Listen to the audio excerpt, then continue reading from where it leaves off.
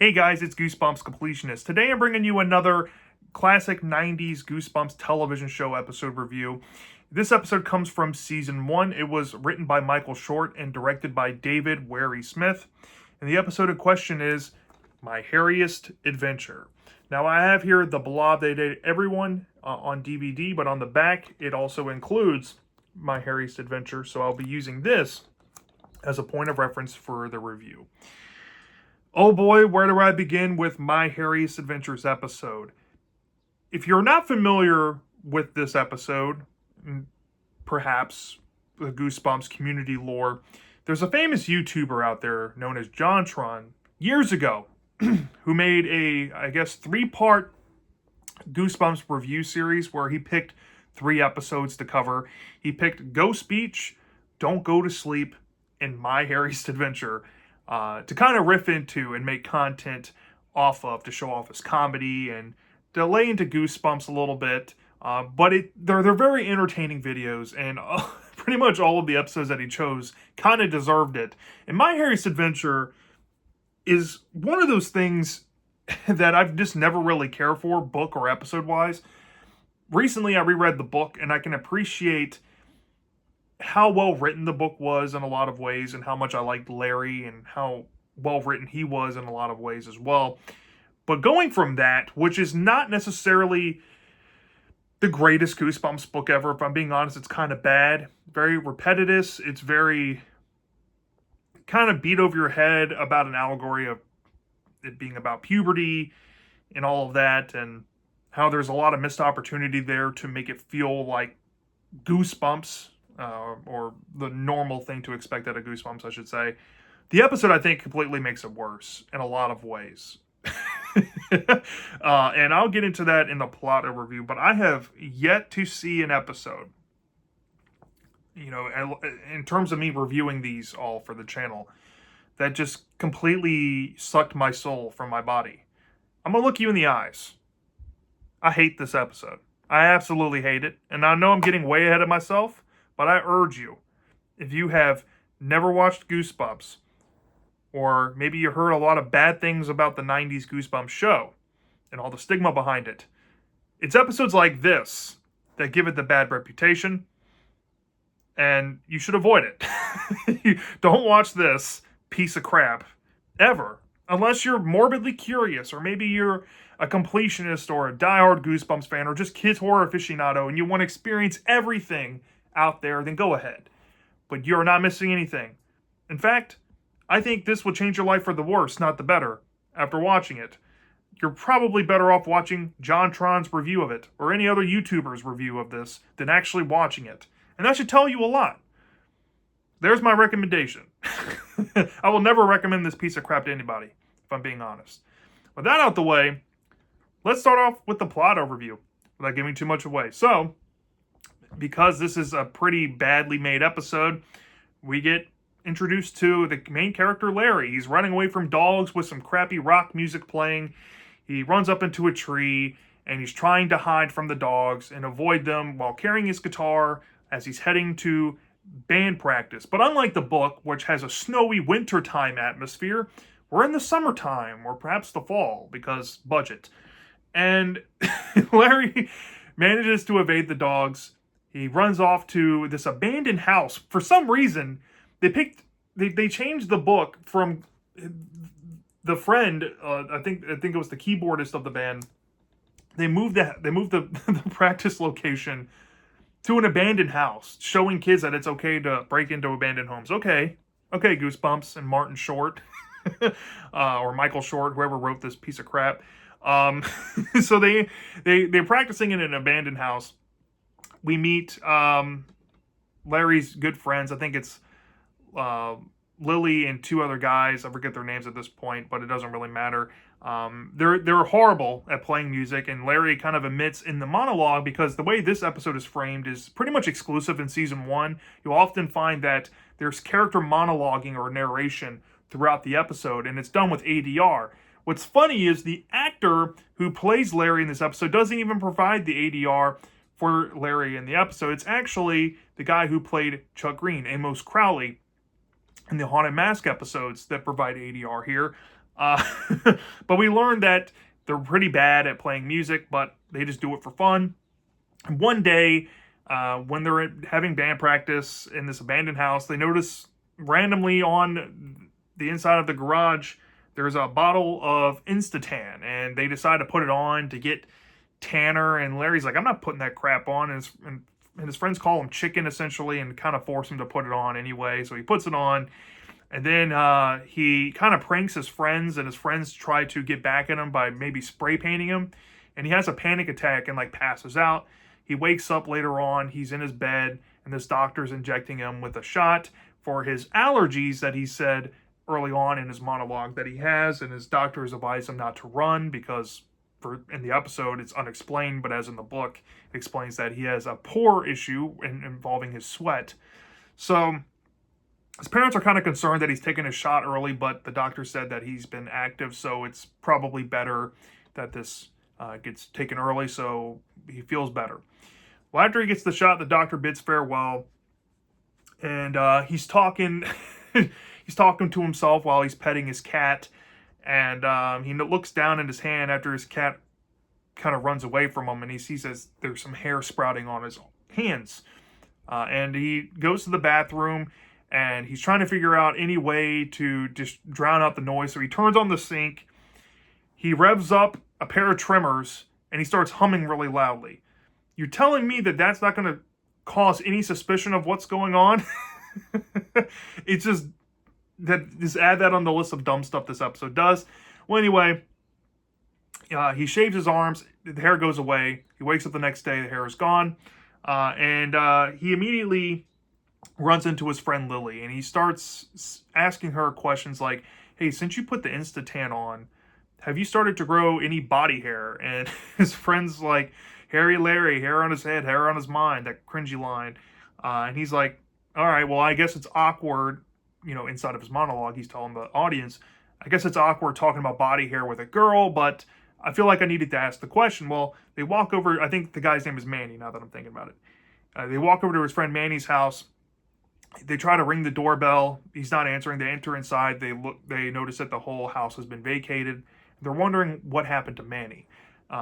And once they leave Manny's house, Lily gets invited over to dinner at Larry's house. So Lily comes over for dinner, and they're having dinner at the table. And then Larry starts to not feel well while they're discussing stuff at the table. And he goes upstairs and notices that the hair is now spread all across his arms. And he panics and realizes that he's not going to be able to get all this done in a reasonable amount of time. So he tries to escape out of the bathroom window and try to jump off the back deck. But for some reason, these dogs are waiting for him down there. And while he's, contemplating whether he should jump, he decides to, maybe go back inside and go back into his room and try to hide. But once his parents come up to investigate, he notices that the hair is spread to his legs, and he's telling his parents that, something's wrong here. So the parents freak out ultimately. They call the doctor to give him another shot. And he's like, I'm sorry I didn't tell you about the Instatan, but ever since I put it on, this has happened. The doctor's like, I don't think it was Instatan. I just think that this is just a skin reaction and everything will go away. Really? You're a doctor and you believe that? Okay, whatever. And the doctor goes away. Larry's stuck with the hair on his body. But to make matters worse, the next day, he wakes up. The hair's still there, but he shaves it off. He feels a little bit better. He goes to look for his friend Lily, but Lily is nowhere to be found. As a matter of fact, her parents are acting weird, and he ends up finding a dog that has a gold coin and this pattern of eyes that she has in the episode, where she has like a one brown eye, one blue eye. And he goes to his parents and says, hey, something's wrong with Lily, and, something's up. And his parents are like just trying to avoid the conversation. And then he's going off in his monologue how he thinks that something might be wrong with the doctor. Maybe he's behind this, or maybe he's trying to, avoid telling them the truth of what's going on. So he decides to try to find his other friend, who he still believes could still be human. But he goes to the abandoned house, and he sees that this record scout is there with his kid waiting for an audition for something, I guess. And there's a dog waiting there, and he thinks that it's his other friend. And he's like, something's wrong. And then the kid notices that the arm has spread on Larry's arms again. And he runs to his dad's arms. The guys don't say anything. And Larry awkwardly runs out of the garage. He runs home and he screams, "Mom, Dad." And then we get the ending of the episode where it's completely recontextualized about what happened with Larry and all of his friends. And we find out the truth. And within the monologue, it reveals all the events that actually happened and recontextualizes it that way. And then we get to find out what exactly is going to happen with a certain character that we saw in the story, but you want to think of them, let's just say. And that's what you're going to expect out of my Hairiest Adventures episode. Honestly, this episode's a giant steaming pile of crap. I'm sorry. I know there's some people out there that champion this episode or love it for being so bad it's good, but I can't really compliment anything on a technical level about this episode from the directing. David Wary Smith's directing is so uninspired, it's lazy, and that comes down to the shots and everything. It just looks cheap. His style is kind of crap, and I kind of see why he only directed one episode in the show. I mean no offense to him, because I think he might be the dad of Dan Wary Smith, who was a kid actor in the Goosebumps show. He was in Attack of the Mutant and Click. But man, this episode was rough just to watch. The writing of this episode was an attempt to kind of salvage the book a little bit. It did cut out the meandering, and it did kind of switch up some events and add some new ones. It cut out a whole character like Christina and replaced some bits with Larry kind of doing this gag instead of another character because there's a lack of a fifth character. It cut out the band competition from the book. It cut out the gymnasium scene, the stuff at school with Larry, and all the internal monologue that made him relatable. And they just made him annoying in the process because of the writing and because of how expedited it was. He came off more whiny. He came off more unrealistic because of the choices he was written to do, like he leaves a bathroom window to jump off a back deck to run away. That's kind of extreme for that situation. The way characters interact with each other in this episode and some of the things that characters say are just nonsensical. Like the whole doctor saying, "Oh, go away, it's just a skin reaction." What the... Like, WTH, man. It makes no sense. It's just illogical. The character writing, the dialogue, it's all crass. And coming down to the acting performances in this episode is below par. The only decent acting performance, I think, is probably the parents, the doctor, and Manny. All the other characters we see mostly of, like Larry and Lily, they suck. They flat out just suck at acting. Their facial expressions suck. The tone of the voice is not good. It's annoying. And this is one of those heavy ADR episodes. Almost most of the dialogue in this episode is ADR. Well, Larry's dubbed over by Amos Crowley the whole time. And good God almighty, some of the scenes you will see the actor's voice talk, and it's not matching the volume of the voice on screen. And it's not even matching all the way of the guy's lips either. It looks atrocious. It sounds atrocious at times. No offense to Amos Crowley out there. I love you. You're not the real problem here. It's just the editing execution is very poor here. The effects for this being, mostly faithful to the book, they didn't really try to improve it or expand on the idea. They just had really unrealistic looking hair like the book described, which was fine, but the way it looked kind of goofy. You can clearly tell that this thing was wrapped around this actor's arms. It was cheap looking. It was just not that appealing in terms of the body horror. It wasn't really there or described the way the book had it. So you kind of suck there too. And the music of this episode is noticeably 90s, but in that cringy way. It's just really, it's really dated and it's not fun. There's like, there's some good rock music in this 90s show, but this one has like a surfer song playing when Larry runs away from his parents. And don't get me wrong, there is some legitimate, what you can call so bad it's good moments in this episode for just how bad everything's edited together and how all the performances suck. And it can be mildly entertaining in that way, but for me, I found myself simultaneously cringing at all of these funny moments, and I just couldn't appreciate it the way some people probably could. And, going back to, I guess, the one token positive this episode does have, because I really want to stress this. I think that what this episode does best is that it cuts out the meandering of the book. But that is not enough. That is not enough to save this episode. It is not enough.